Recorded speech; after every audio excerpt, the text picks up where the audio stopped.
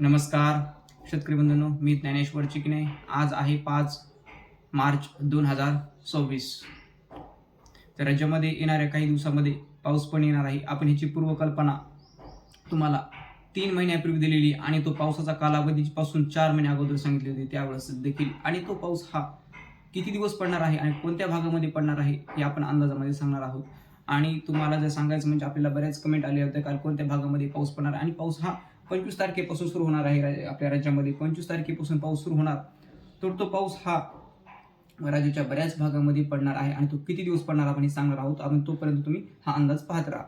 तर पाऊस नुकसानकारक सुद्धा पडणार आहे आणि मेघगर्जनेसह, विजांच्या कडकडासह, वादळीसह पाऊस पडणार आहे हा. आणि नुकसानकारक सुद्धा पाऊस पडणार आहे 25 तारखेपासून. तर एकंदरच पावसाची सुरुवात ही लातूर धाराशिव या भागामध्ये होणार आहे 25 तारखेपासून. त्यामध्ये लातूर, धाराशिव, सोलापूर, नांदेड, बीड, अंबाजोगाई या भागामध्ये, काही भागामध्ये एकंदर लॉंग टर्मचा अंदाज असल्यामुळे फास्टमध्ये घेणार आहे हा. तर ह्या भागामध्ये बऱ्याच ठिकाणी 25 ते 30 मार्चच्या दरम्यान बऱ्याच भागामध्ये पाऊस पडणार. बीड जिल्ह्यामध्ये, तसेच परभणी, हिंगोली, नांदेड, जालना, छत्रपती संभाजीनगर या भागामध्ये बऱ्याच ठिकाणी पाऊस पडणार. पण एकंदरच हा पाऊस देखील 28 तारखेपर्यंत, लक्षात घ्या मी काय म्हणतो, 28 तारखेपर्यंत हा पाऊस सर्वदूर पाऊस पडणार नाही. 28 तारखेपासून पुढे अजून पुन्हा पाऊस वाढण्याची शक्यता आहे. 28 तारखेपासून पुढे पाऊस वाढण्याची शक्यता. त्यामध्ये बीड जिल्ह्यामध्ये बऱ्याच भागामध्ये 28 तारखेपासून पुढे पडणार. बीड जिल्हा, तसेच छत्रपती संभाजीनगर, जालना जिल्हा, बुलढाणा, अकोला आणि जो विदर्भाचा भाग आहे म्हणजेच पश्चिम विदर्भामध्ये सुद्धा 28 तारखेपासून पुढे पाऊस पडणार.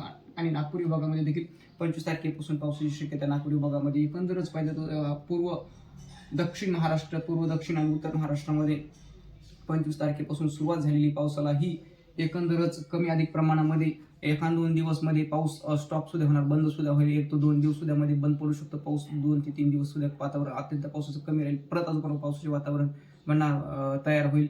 तर हे वातावरण ही 10 एप्रिलपर्यंत वातावरण राहण्याची शक्यता आहे. म्हणजे बघा, एकंदरच 25 मार्च पासून जे सुरुवात झालेली वातावरण जे आहे ते 10 एप्रिलपर्यंत, म्हणजे एकंदर 15 दिवसाचे वातावरण राहण्याची शक्यता आहे. एकंदर त्याच्यामध्ये 2-4 दिवस वातावरण कमी सुद्धा होईल, त्याच्यामध्ये 1-2-3 दिवस सुद्धा कमी राहील. पण त्याच्यामध्ये एकंदरच ते कालावधी जो आहे तो म्हणजे कमी अधिक वातावरणाचा कालावधी हा 15 दिवस राहण्याची शक्यता आहे. शेतकऱ्यांनी या कालावधीमध्ये म्हणजेच सर्व जिल्ह्यामध्ये पाऊस पडणार आहे हा वादळी पाऊस. पण काही भागामध्ये म्हणजेच एक डबल सुद्धा पाऊस, 2दा-3दा सुद्धा पाऊस पडू शकतो काही भागामध्ये या 15 दिवसामध्ये. म्हणजे त्या 15 दिवसामध्ये एखाद्या वेळेस तरी तो एक तरी पाऊस किमान पडण्याची शक्यता आहे. तो काही भागामध्ये 2 ते 3 ते 4 पाऊस देखील पडण्याची शक्यता आणि वादळी स्वरूपामध्ये पाऊस पडण्याची शक्यता आहे. तर त्याच्यामध्ये कोकणामध्ये देखील पाऊस पडणार. हा कोकणामध्ये आता बऱ्याच हा मागचा पाऊस हा कोकणामध्ये नव्हता, जे आपण सर्वात अगोदर आणि पाऊस येणारच म्हणून सांगितले होते. तो पाऊस कोकणामध्ये सांगितलेला नव्हता आणि त्याप्रमाणे कोकणामध्ये पडलेला नव्हता. आता ह्यावेळेस हा पाऊस कोकणामध्ये देखील पडणार आहे. तो मध्ये आणि त्याच्यानंतर सांगली, सातारा, कोल्हापूर या जिल्ह्यामध्ये, पुणे या जिल्ह्यामध्ये देखील तो पडणार आहे. तसेच अहिल्यानगर जिल्ह्यामध्ये, नाशिक, धुळे, जळगाव या जिल्ह्यामध्ये देखील पडणार. तसेच इकडे नागपूर, भंडारा, गोंदिया, चंद्रपूर, यवतमाळ या जिल्ह्यामध्ये देखील पडणार. तसेच अमरावती, अकोला, वाशिम, बुलढाणा, यवतमाळ या जिल्ह्यामध्ये देखील पडणार. एकंदर मराठवाड्यामध्ये देखील सर्व जिल्ह्यामध्ये पडण्याची शक्यता आहे तो 15 दिवसामध्ये. तर हा झाला आपला अंदाज. हा अंदाज थोडक्यात दिलेला आहे त्याच्यामुळे. आणि पुढच्या अंदाजामध्ये आपण कन्फर्म सांगणार आहोत की तालुक्यात सगळं कोणत्या गावामध्ये अजून अधिक कमी जास्त पावसाची शक्यता निर्माण होण्याची शक्यता आहे.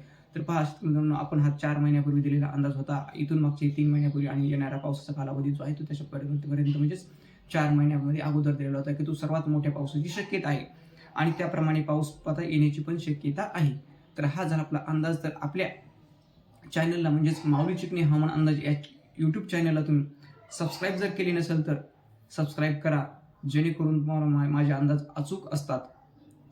आणि आपलं फेसबुक पेज एक चॅनल आहे, फेसबुक पेजला देखील फॉलो करा. फेसबुक पेजवर सुद्धा माझे अंदाज, फेसबुक पेजला देखील तुम्ही फॉलो करा, विसरू नका.